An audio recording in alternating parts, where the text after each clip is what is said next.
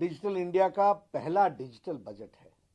जैसा कि प्रधानमंत्री श्री नरेंद्र मोदी जी ने कहा, यह बजट नियमों और प्रक्रियाओं को सरल बनाकर आम लोगों के जीवन में ईज ऑफ लिविंग को बढ़ाने पर इस बजट में जोर दिया गया है।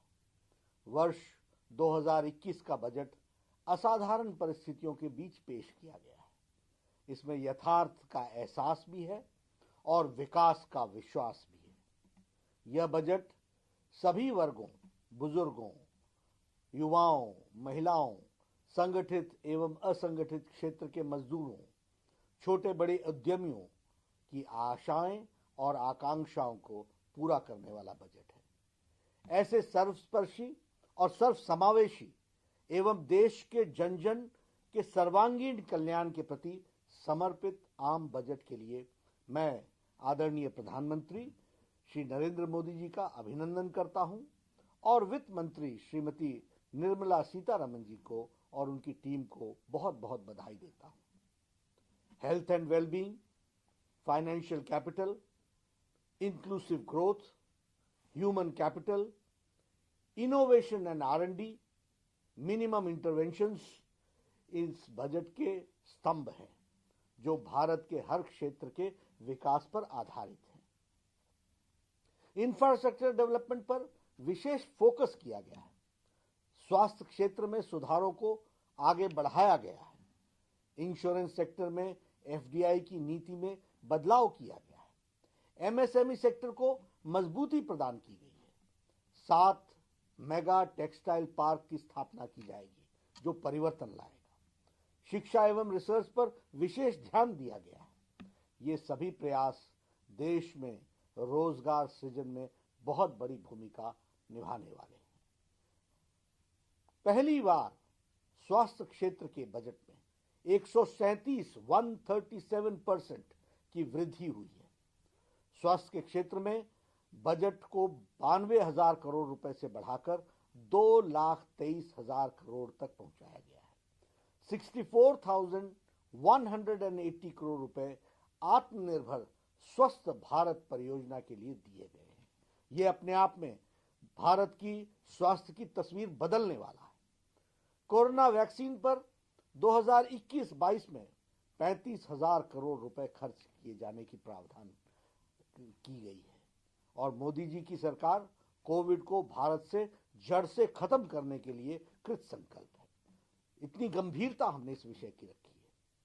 प्रधानमंत्री श्री नरेंद्र मोदी जी ने अपने नेतृत्व में केंद्र की NDA की सरकार किसानों के कल्याण एवं आय को दुगना करने के लिए कटिबद्ध है। MSP बढ़ाकर उत्पादन लागत का 1.5 गुना किया गया है। प्रधानमंत्री मोदी जी की सरकार पिछली सरकार से करीब 3 गुना अधिक राशि किसानों के खातों में पहुंचाई गई है। हमारे सीनियर सिटीजन्स जो 75 साल और उससे ज्यादा उम्र के सीनियर सिटीजन्स को IT रिटर्न से राहत देने और पेंशन से आय की इनकम टैक्स की छूट दी जा रही है। सभी के लिए घर हमारे लिए प्रायोरिटी का विषय है। होम लोन पर ब्याज में 1.5 लाख रुपए की कटौती के प्रावधान को 31 मार्च 2022 तक बढ़ाया गया है। अगर 1938 में चले आ रहे इंश्योरेंस एक्ट में बदलाव एक सकारात्मक कदम है जो बहुत दिनों से चर्चा में था लेकिन किया नहीं गया था, उसे प्रधानमंत्री मोदी जी ने आज उसमें परिवर्तन किया है। सरकारी बैंकों में 20,000 करोड़ रुपए का निवेश बैंकिंग सेक्टर को मजबूती प्रदान करेगा। 15वें वित्त आयोग की सिफारिश माने जाने के बाद अब राज्यों को केंद्रीय करों का 30% से बढ़कर 41% उनको हिस्सा मिल सकेगा। कैपिटल एक्सपेंडिचर के लिए हमारे 5.54 लाख करोड़ रुपए खर्च किए जाएंगे और उसका प्रावधान किया गया है जो कि पिछले बजट से 30% अधिक है, 30% अधिक है।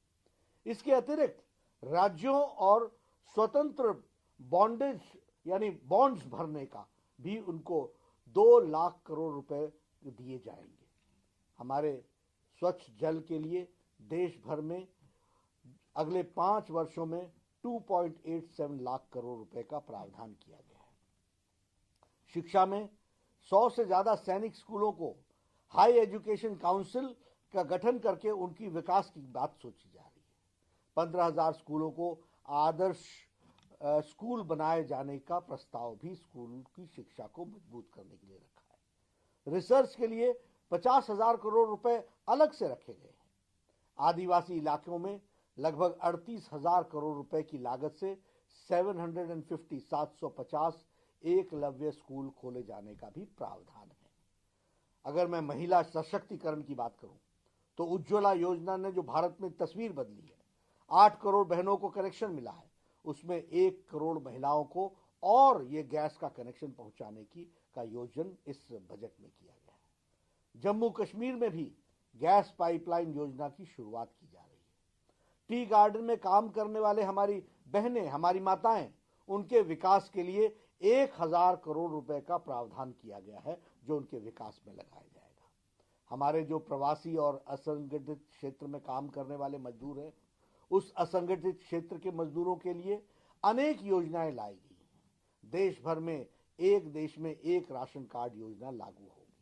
यह हमारे मजदूरों के जीवन में बहुत बड़ा परिवर्तन लाएगा। वो गांव छोड़ करके दूसरे स्थान पर काम करने के लिए जाता है, उसे वहां राशन उपलब्ध हो सकेगा, सस्ता राशन, इसकी व्यवस्था की जा रही है। एमएसएमई के लिए 15,700 करोड़ रुपए का बजट कोरोना संक्रमण के समय छोटे, लघु, सूक्ष्म एवं मध्यम उद्योगों को मजबूत करने की योजना रखी गई है। छोटे कंपनियों की परिभाषा बदलकर इसके लिए पंजीकृत आधार में 50 लाख रुपए से बढ़ाकर 2 करोड़ रुपए किए जाने का प्रावधान भी किया गया है। उसी तरीके से कैपिटल एक्सपेंडिचर को 34% बढ़ाया गया है। यह इकोनॉमी में बहुत बड़ा परिवर्तन लाएगा। ग्रामीण क्षेत्र में इंफ्रास्ट्रक्चर के विकास के लिए जो आवंटन किया जाता है उसे बढ़ाकर 40,000 करोड़ रुपए किया गया है। रेलवे के लिए 1.10 लाख करोड़ रुपए, सड़क परिवहन मंत्रालय के 1,18,000 करोड़ रुपए अतिरिक्त प्रावधान किए गए हैं। बिजली से जुड़े इंफ्रास्ट्रक्चर को मजबूत करने के लिए 3 लाख करोड़ रुपए की अधिक लागत से स्कीम को लॉन्च किया जा रहा है। ये बताता है कि सबका साथ, सबका विकास और सबका विश्वास के मंत्र से प्रेरित होकर बजट ये हमारा 2021-22 का आया है। यह गरीबी, किसानों, हमारे जो मध्यम वर्ग के लोग हैं उनको मजबूती प्रदान करने के लिए और राज्य के कोषीय घाटे को काफी हद तक सीमा में रखने वाला, देश के आर्थिक गति को तेज करने वाला बजट है। मैं पुनः इस ऐतिहासिक बजट के लिए आदरणीय प्रधानमंत्री जी को और निर्मला जी, हमारी वित्त मंत्री, उनकी टीम को बहुत बहुत बधाई देता हूं, अभिनंदन करता हूं और मैं ये महसूस करता हूं कि यह बजट देश को जो संक्रमण काल से निकल रहा है उसको एक नया इम्पेटस देगा, एक नई ताकत देगा, एक नए ऊर्जा के साथ आर्थिक जगत को आगे बढ़ाएगा और संपूर्ण विकास के लिए, होलिस्टिक डेवलपमेंट में ये अपना योगदान करेगा। मैं इन्हीं शब्दों के साथ इस बात को आपको बधाई भी देता हूं और यह आगे परिवर्तन लाएगा, ऐसा मैं कहता हूं।